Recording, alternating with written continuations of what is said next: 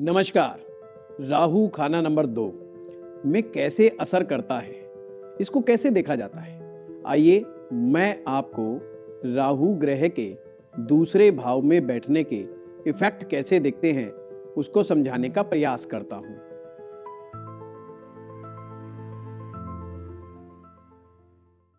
सबसे पहले जब भी आपको किसी भी ग्रह के बारे में फलादेश करना हो तो आपको समझना चाहिए कि वो भाव क्या है। हम क्या देख रहे हैं? राहु खाना नंबर 2। तो राहु खाना नंबर 2 सबसे पहले देखेंगे, ये जो हमारी कुंडली का सेकंड हाउस है ये हमें क्या क्या बताता है। सबसे पहला, धन की स्थिति।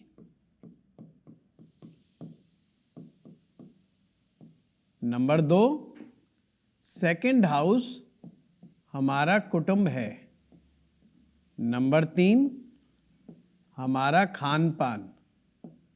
खान पान से मतलब है आपको क्या चीजें ऐसी हैं जो अट्रैक्ट करेंगी, जिसको खाना आप सबसे ज्यादा पसंद करेंगे, यानी कि आपकी खाने पीने से संबंधित क्या आदतें जीवन में डेवलप होंगी। चौथी चीज है आपकी जुबान, यानी कि वाणी। आप जब किसी से वार्तालाप करते हैं तो आप कैसी भाषा का प्रयोग करना पसंद करते हैं। ये हमारे मुख्य रूप से दूसरे हाउस से और भी चीजें देखी जाती है। यहाँ पर हमारी प्रारंभिक शिक्षा का भाव भी यही है, यानी जब हम छोटे बच्चे होते हैं तो हमारी प्रारंभिक गुरु हमारी माँ ही होती है और वो हमें समझाती है कि खाना कैसे खाने की शुरुआत करनी है, किसी से बात कैसे की जाती है। आपने अक्सर देखा होगा छोटे बच्चों को, जब भी कोई मेहमान आता है बच्चों को कहा जाता है कि आपने इन्हें नमस्कार करना है, इनके चरण स्पर्श करना है। जो ये संस्कार हैं ये भी हम सेकंड हाउस से ही देखते हैं, पारिवारिक संस्कार। तो ये संस्कार ये भी हमारे सेकंड हाउस से ही आते हैं। सेकंड हाउस अन्य कई चीज़ों को भी रिप्रेजेंट करता है, पर हम सारी की सारी लिखेंगे तो फलादेश करना नहीं सीख पाएंगे। ये सब चीज़ें हमारे सेकंड हाउस से पता चलती हैं। अब हम दूसरी बात पे आते हैं। राहु जब भी और जिस स्थान पर भी बैठता है वहाँ पर अप एंड डाउन की स्थिति पैदा करता है। या तो उसको बड़ा एक्सट्रीम लेवल पर ऊपर तक लेके जाएगा या उसे नीचे की तरफ लेके जाएगा। अप डाउन ये सिचुएशन पैदा करता है। कहीं पर भी उसे बैलेंस नहीं होने देता। बैलेंस ना होने की वजह से वो व्यक्ति कंफ्यूज हो जाता है कि भाई ये हो क्या रहा है मेरे लिए। जिन लोगों की जन्म पत्रिका में सेकंड हाउस में राहु होता है उनकी धन की स्थिति भी ऐसी ही रहती है। कभी उन्हें लगता है कि धन बहुत तेजी से बढ़ रहा है और कभी लगता है यार धन बहुत तेजी से जा रहा है या आ ही नहीं रहा है, संघर्ष की स्थिति बनी हुई है। ऐसी चीज भी राहु सेकंड हाउस में पैदा होती है।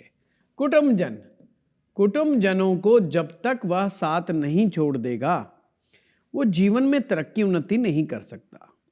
अगर आपकी कुंडली में भी सेकंड हाउस में राहु है तो प्रयास करें अपने कुटुंब से, यानी कि अपने खानदान से आप दूर जा करके व्यापार करें या नौकरी करें। हाँ, नौकरी वालों के लिए तो ये सहज गति से हो जाता है।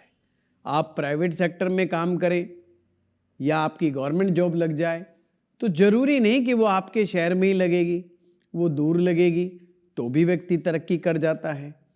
खान पान, राहु का खान पान पे बहुत गहरा असर है। राहु अपने आप में एक तामसिक ग्रह है, यानी कि तामसिक भोजन।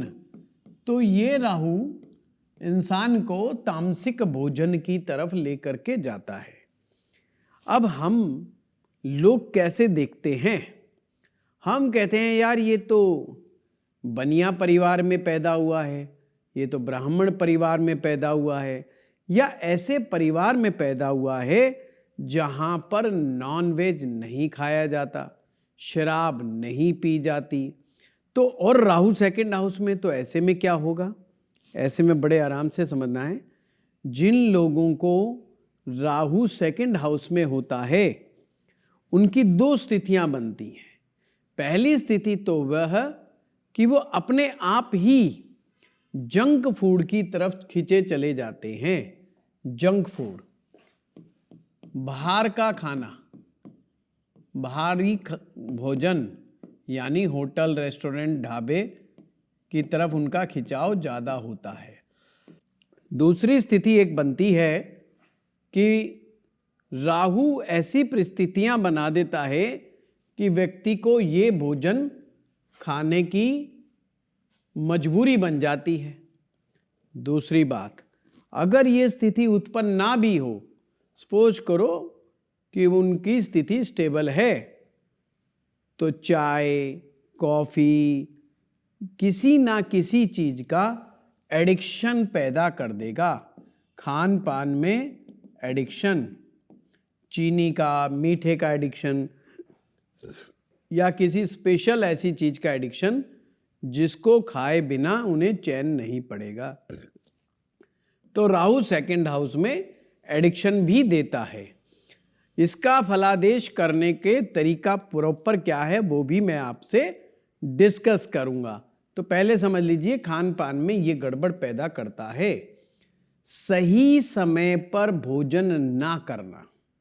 ऐसे लोग या तो खाना बहुत लेट से खाते हैं या बहुत जल्दी खा लेते हैं। टाइमली खाना इनको पसंद नहीं होता या इन्हें नहीं मिलता, तो खान पान में बड़े उतार चढ़ाव देखे जाते हैं। फिर जुबान का भी बहुत बड़ा असर है।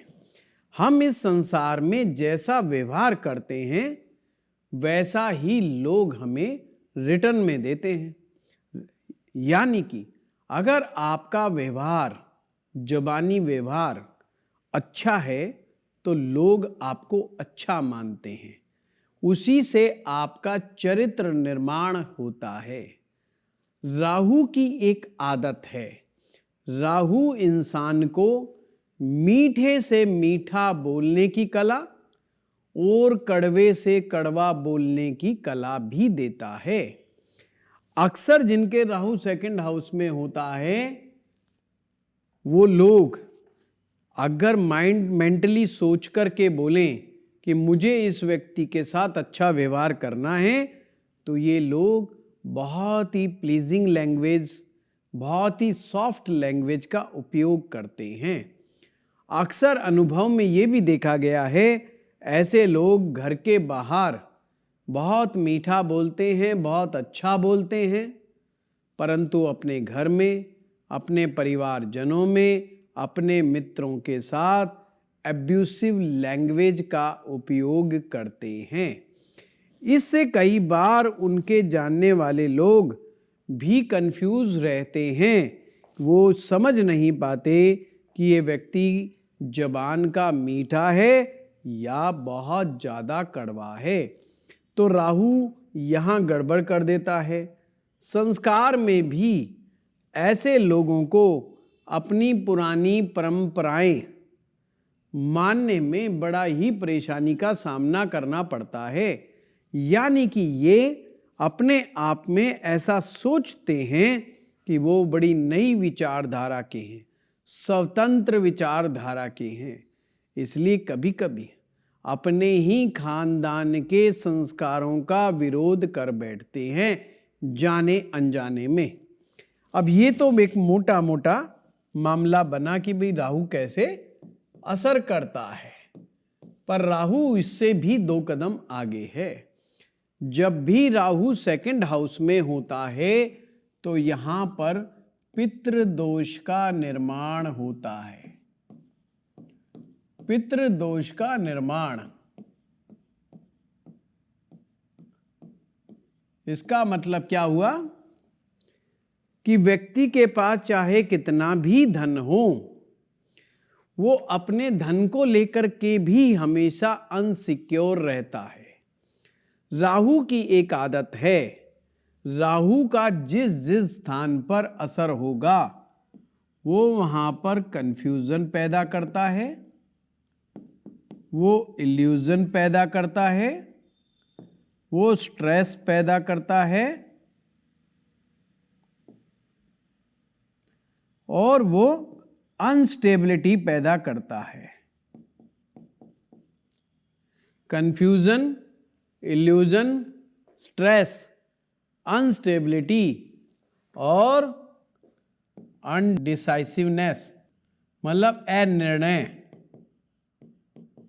डिसीजन ना ले पाने की ताकत, ये सब चीजें पैदा करने की लगता है।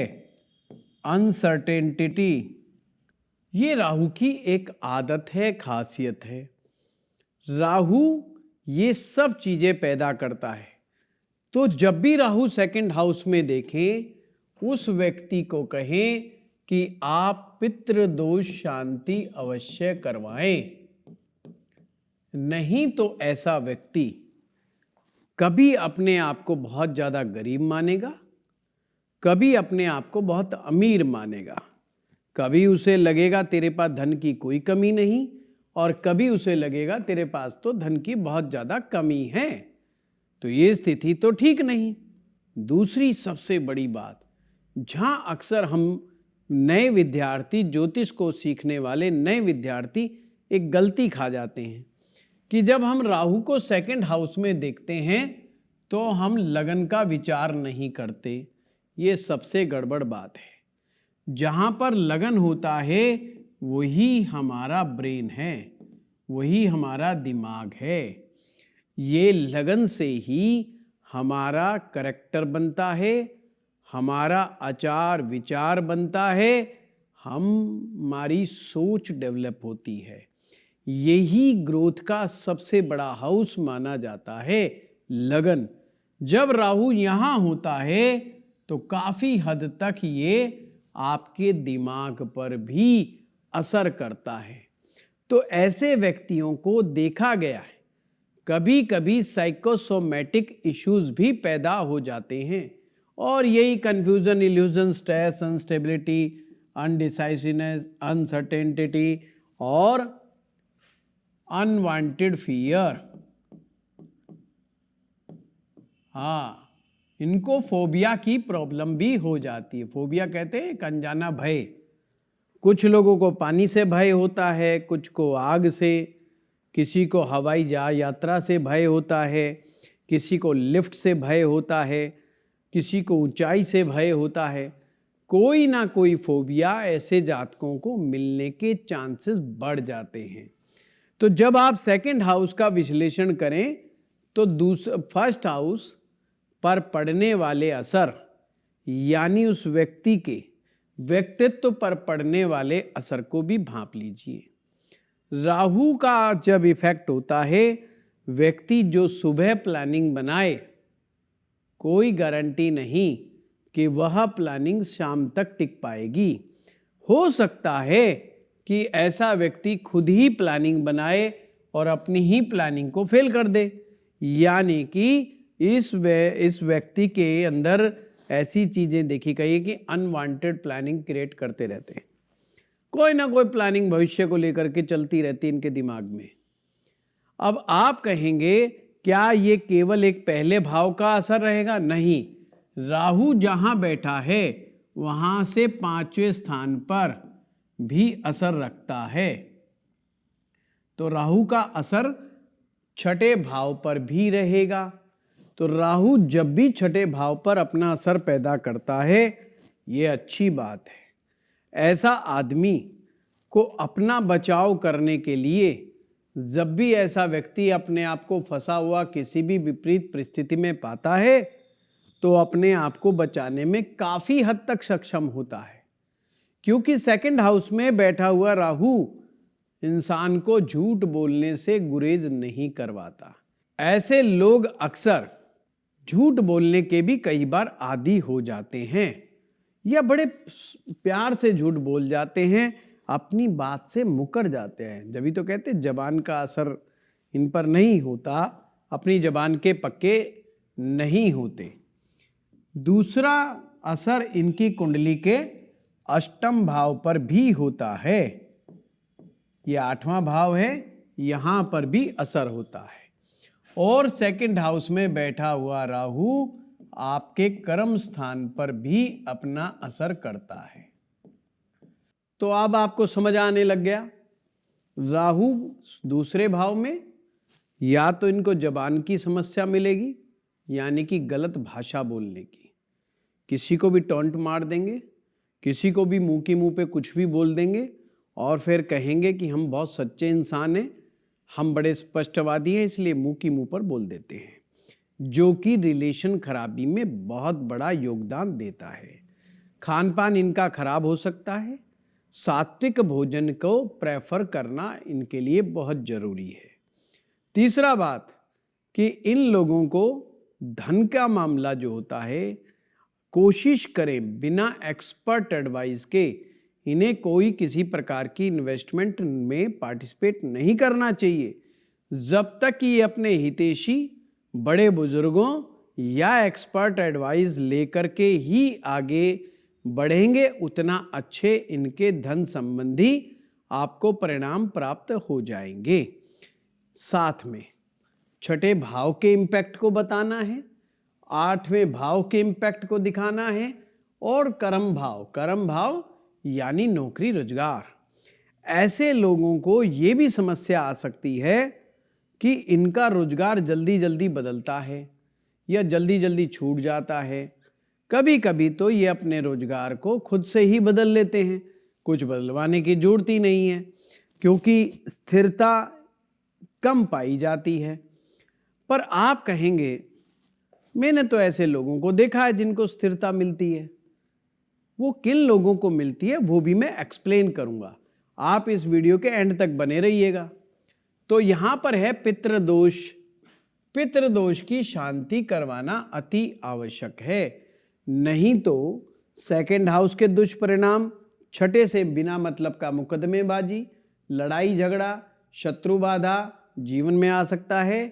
8वें भाव पर इंपैक्ट आने से अचानक से जीवन में उतार चढ़ाव देखने को मिल सकते हैं, कुछ गुप्त समस्याएं हो सकती हैं और साथ में कर्म स्थान पर राहु का इफेक्ट होने से नौकरी रोजगार में अस्थिरता जैसी चीजें देखी जा सकती। कभी कभी ऐसा भी देखा गया है, सेकंड हाउस का राहु अष्टम को जब इंपैक्ट डालता है, क्योंकि केतु यहीं बैठेगा, ऐसे लोग कभी कभी एक्स्ट्रा मैरिटल अफेयर में फंस जाते हैं। राहु को ऐसे काम कराने में बड़ा आनंद आता है और अष्टम भाव अफेयर्स का यानी कि गुप्त चीजों का कारक है। ऐसा प्रेम संबंध जो सामाजिक रूप से उचित ना ठहराया जा सके या कानूनी रूप से उचित ना ठहराया जा सके, होने के चांसेस हैं। सिर्फ मैंने कहा है होने के चांसेस, ये नहीं कहा हर एक के होंगे ही होंगे, ये बात बिल्कुल गलत है। दूसरा क्या होता है आइए देखते हैं। जब भी राहु सेकंड हाउस में बैठे तो स्त्री श्राप बनता है। अब स्त्री श्राप का जो संबंध होता है, किसी के भी राहु हो, आप उन्हें बोलें कि आपकी कुंडली में स्त्री श्राप है। स्त्री श्राप का सबसे बड़ा इंपैक्ट रिलेशनशिप पर पड़ता है। रिलेशनशिप, अगर कोई ये चार्ट फीमेल का चार्ट हो तो उन महिलाओं को, उन बच्चियों को बताइए कि भाई चांसेस हैं तुम्हारी अपने ससुराल से ना बने। माता पिता को भी चाहिए उन बच्चों के लिए ऐसे घर परिवार ढूंढें जो ज़्यादा बड़ा परिवार ना हो और लड़का जो है माता पिता से दूर रहता हो या उसकी दूर रहने की संभावना हो। जैसे कोई बच्चा विदेश में सेटल्ड है या अपने घर स्थान से दूर सेटल है और संभावना थोड़ी सी कम हो, तो इनके थोड़े से चांसेस बढ़ जाते हैं। नहीं तो ये अपने ससुराल में टिक नहीं पाती हैं और ससुराल वालों से झगड़ा हो जाता है। और जबान तो माशाल्लाह जो है, मैंने बताया ही है कैसा गड़बड़ कर देती है। तो रिलेशनशिप में गड़बड़। दूसरा, मैरिज लाइफ में बड़ी समस्याएं देता है। मैरिज होने में भी समस्या देता है। Delay in marriage. कब होगी डिले इन मैरिज? हर चीज का ध्यान से रखना, केवल ये देखते ही मत बोल देना राहु सेकंड हाउस में डिले इन मैरिज, नहीं फंस जाओगे। अगर ऐसा व्यक्ति खुद से अपना जीवन साथी ढूंढेगा तो मैरिज को सीमेंटेड नहीं कर पाएगा और मैरिज में डिले होती चली जाएगी। यानी कि इनके रिलेशन तो ये बड़ी जल्दी डेवलप कर लेते हैं, परंतु समस्या रहती है कि इनको मैरिज को सीमेंटेड करना नहीं आता, मतलब मैरिज को फिक्स करना नहीं आता। हाँ, अगर इनके माता पिता इनके बिहाफ पर पूरी जिम्मेवारी के साथ इनका विवाह करते हैं तो फिर डिले इन मैरिज के चांस भी ना के बराबर हो जाते हैं। हाँ, पर मैरिज लाइफ में दिक्कतें इनके साथ होती हैं। आप कहेंगे जी क्या दिक्कत? दिक्कत वही जबान की, कड़वा बोलने वाली समस्या तो इनके साथ हो जाती है। स्त्री श्राप में और क्या क्या समस्याएं हो सकती हैं, तो उसको लिए भी हमें समझना होगा अनसेटिस्फैक्शन। अनसेटिस्फैक्शन, क्योंकि इसमें माना जाता है स्त्री श्राप में कि आपने पूर्व जन्म में किसी स्त्री को चीट किया था, धोखा दिया था रिलेशनशिप में, आपने मैरिज लाइफ को बर्बाद किया था, कुछ भी इस तरह का कोई भी ऐसा कर्म जो कि शादीशुदा जीवन के लिए अच्छा नहीं माना जाता, ऐसा कर्म आपके माध्यम से हो गया, तो इस जन्म में भी हो सकता है आप अपने जीवन साथी से सेटिस्फाई ना हो। सेटिस्फाई का मतलब कई मायने में माना जा सकता है। आप उनकी अच्छी फाइनेंशियल ग्रोथ से सेटिस्फाई ना हो सकता है आप उनसे शारीरिक सुख की कमी महसूस करते हो सकता है आप इमोशनल बॉन्डिंग में कमी महसूस करते हो। कई कारण हो सकते हैं अनसेटिस्फैक्शन के। तो आपको पितृदोष और स्त्री श्राप इनको भी देखना है, यानी कि इनका ट्रीटमेंट भी करे बगैर आपका ये राहु का असर ठीक नहीं होगा। अब बहुत सारे लोग कहते हैं जी करना क्या है, तो जो लोगों को ज्योतिष बड़े ढंग से नहीं देखते वो सीधा सीधा राहु के इलाज करने के लिए दौड़ पड़ते हैं। राहु से पहले ये समझिए सेकंड हाउस अगर खराब है, सेकंड हाउस खराब होगा तो धन की हानि देगा, जबान की खराबी देगा और खान पान की गड़बड़ियां देखेगा। तो ऐसे में गुरु और शुक्र, गुरु और शुक्र ग्रहों का उपाय करें, ग्रहों का उपाय करें। और क्या करना है? पितृ दोष शांति का उपाय करें।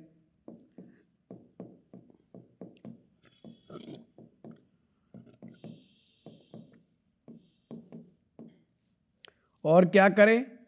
स्त्री श्राप,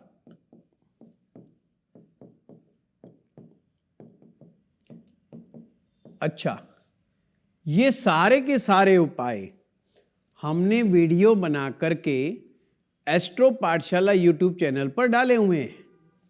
आप जाएं, गुरु के उपाय, शुक्र के उपाय, पितृदोष शांति के उपाय, और पितृदोष पे तो मेरे ख्याल से जहां तक मुझे याद आ रहा है 2.5 से 3 घंटे का वीडियो है हमारा। कितने भी प्रकार के पितृदोष हो सकते हैं, बहुत डेप्थफुल, कुछ छोड़ा ही नहीं कहने का मतलब। हमने जहां तक हमारा सामर्थ्य था हमने उस वीडियो में डाला हुआ है। हमारे जो ऐप है एस्ट्रो पाठशाला की, वहाँ पर भी वो वीडियो अवेलेबल है। तो एस्ट्रो पाठशाला ऐप को भी डाउनलोड करके आप वहाँ से भी सर्च कर सकते हो। तो कहने का मतलब आप ये उपाय वहाँ से देख सकते हो। और फिर साधारण रूप से क्या उपाय कर सकते हैं? जिन लोगों का राहु सेकंड हाउस में है उन्हें बदजुबानी से बचना चाहिए। ये मैं लाल किताब का कुछ उपाय डाल रहा हूं। बदजुबानी से बचें। दूसरा है अपने ऊपर संयम रखें।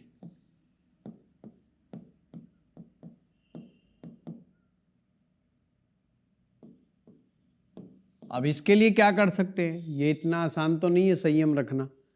तो संयम रखने के लिए आपको प्राणायाम का अभ्यास और डेली मेडिटेशन बहुत इंपॉर्टेंट है। अगर मेडिटेशन नहीं आता तो नाम जप, 3 चीजें बड़ी इंपॉर्टेंट है। नाम जप, आप अपने गुरु जी से किसी देवी देवता का कोई बहुत बढ़िया एकाक्षरी मंत्र, जैसा आपके गुरुजी चाहें वो एकाक्षरी मंत्र ले लें। उस एकाक्षरी मंत्र का जप करना, जैसे राम राम राम राम राम, हरे कृष्ण हरे कृष्ण हरे कृष्ण, राधा राधा राधा, ये सब नाम जप होते हैं देवता के नाम। या बीज मंत्र एकाक्षरी, हरिम हरिम हरिम, श्रीम श्रीम श्रीम, क्लीम क्लीम क्लीम, ऐम ऐम ऐम, ये सब बीज मंत्र एकाक्षरी बीज, इनका बार बार जप करना आपके सेकंड हाउस के राहु को बिल्कुल शांत कर देगा और आपकी पर्सनैलिटी में, आपकी इमेज में बहुत ज़्यादा सुधार पैदा करता है।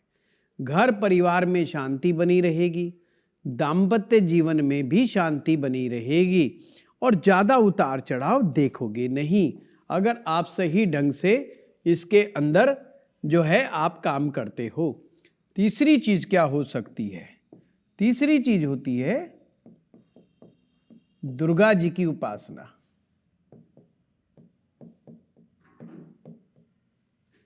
चौथी चीज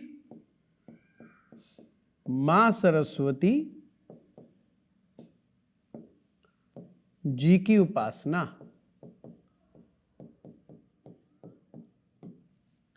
और नंबर 5 धर्म स्थान की सफाई।